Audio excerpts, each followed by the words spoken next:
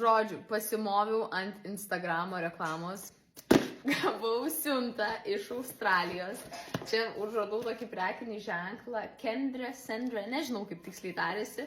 Krito man reklamytė iš jų, kai žiūrėjau stories. Nuėjau į puslapį, pamačiau, o geras jie šitus turi. Gavom siuntytę, aišku, atvirukas. Atpakuojam, tikiau keletą, nenorėjau per daugiausiai, nors tikrai buvo sunku susilaikyti. Mes vis grožis, ką užsisakėm, yra šitie kafai. Kafus labai mėgstu.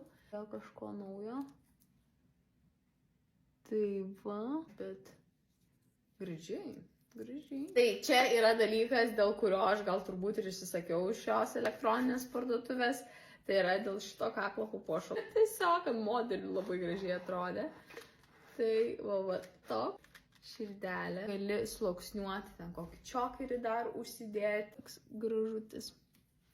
Ką dar užsisakėm? Tai auskarus. Aš auskarus nešioju ir bent mano įvaizdžiuose tai yra stipri detalė. Gražučiai tokie. Aišku, gal dabar tą kafą išimkim.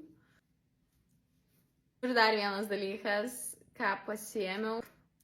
Užmačiau šitą dvigubą ir galvoju, turėtų čia visai gražiai žiūrėtis. Tai yra australiškas prekinis ženklas, tai žinokit ir muitai dar dasidės. Aš kažkaip pamiršau šitą dalį. Bet ką dabar gavau, šiaip gan happy esu, man patinka. Galėsiu updatinti, kai jau šiek tiek ilgiau panešiosiu, kaip jų kokybė.